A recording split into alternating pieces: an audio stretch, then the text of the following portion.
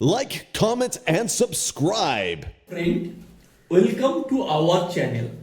Today we will discuss how GST audit team unearthed non-payment of IGST on service invoice raised by a contractor on its foreign client.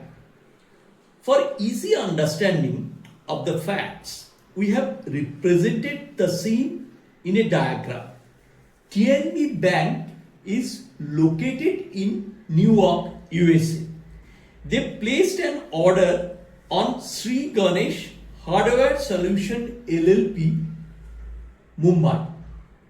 As per this PO, Sri Ganesh Hardware is required to do servicing of all computers located in TNB Bank Nariman Point branch, Mumbai. Sri Ganesh raised invoice on TNB Bank US after completion of the servicing of all computers without levying any GST, on the understanding that the same will be considered as export of service, as invoice is raised in USD on a non-taxable territory and payment is also received in USD. While scrutinizing the export invoice, GST audit team picked up the said invoice and asked for a copy of PO. On review of PO, audit team noticed service is routine maintenance of computer and computers are located in Maharashtra. Audit team asked Sri Ganesh why it will not be considered as local supply. Sir, customer is located in non-taxable territory. Invoice raised in USD. Payment received in USD. Why will it be considered as a local supplier? Let's see the definition of export of service. Section 2 subsection 6 of IGST Act define export of service. If following conditions are satisfied: the supplier of service is located in India. Here who is the supplier of service? Sri Ganesh, and Sri Ganesh is located in India. So this condition is satisfied. Second condition, the recipient of service is located outside India. Who is recipient of service? TNB Bank, Newark. So they are located in US, which is outside India. So this condition is also satisfied. Now what is third condition? The place of supply of service is outside India. We will examine it later on. Fourth condition, the payment of such service has been received by the supplier of service in convertible foreign exchange. Sri Ganesh is received the payment in USD. So fourth condition is also satisfied. So let's examine the place of supply. Now the place of supply is defined under section 12 and 13 of IGST Act. Section 12 is applicable when both the supplier and recipient of service located in India. Both supplier of service and recipient of service located in India. But here recipient of service is located in the US. So section 12 will not be applicable here to determine the place of supply. So let's see section 13. Section 13 says that place of supply of service when location of supplier or location of recipient is outside India. So here location of recipient is India, outside India, that is in US. So section 13 will be applicable to determine the place of supply. Sir, we know location of recipient in place of supply. Here, recipient in USA, so all conditions of export of service are satisfied. Correct.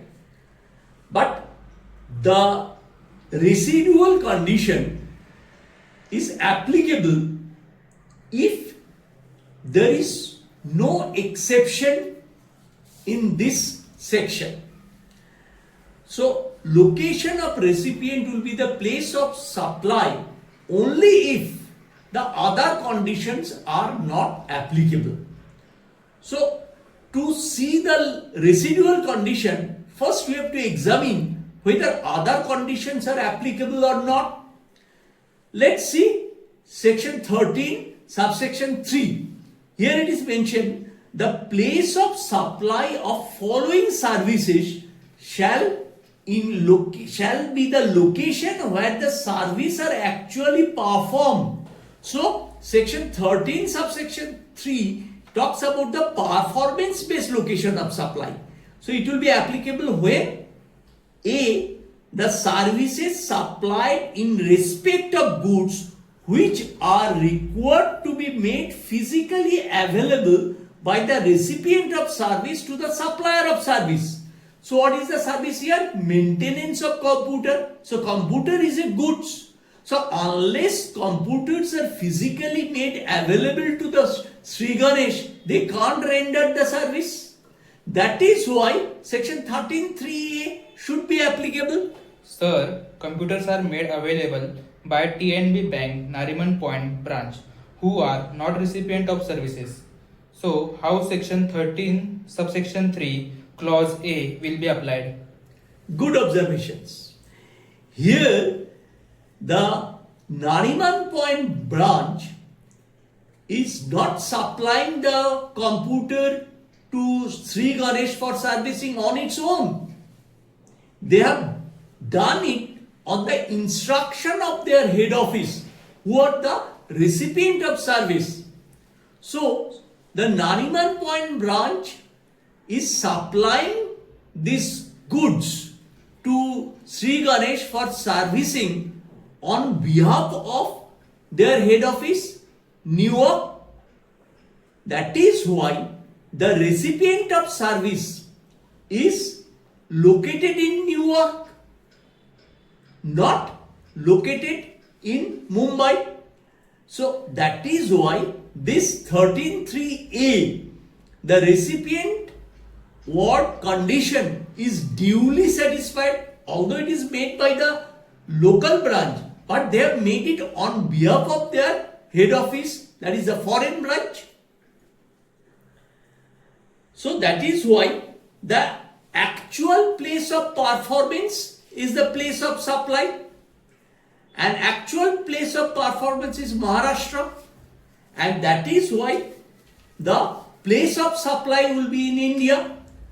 So if we go back to the definition of export, the third condition is place of supply of services outside India. But this condition is not satisfied here. Here place of supply of services is Maharashtra. That is why it will not be considered as an export.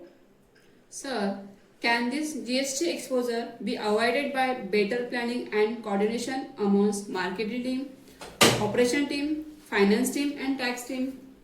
Absolutely. Let's see the flow of activities. Marketing team seal the deal. Operation team complete the job as per the purchase order and share the job completion documents with finance team to raise invoice. Finance team is not aware of the terms and condition of the purchase order, or even if they are aware of the same, they have not analyzed it from the perspective of GST, as they are under impression tax team will take care of it. Tax team has only export invoice and payment terms and no time to evaluate place of supply due to strict timeline of filing GST return. Sir, then what should Sri Ganesh Hardware do to avoid GST litigation?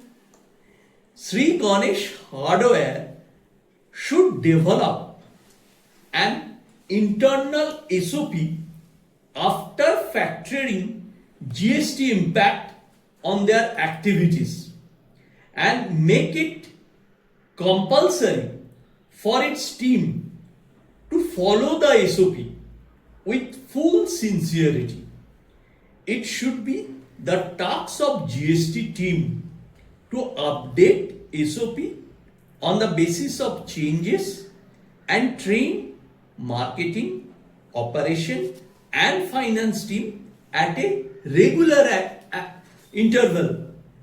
Only then the cross-functional team can come under the same page to avoid the GST exposure or surprises during GST audit.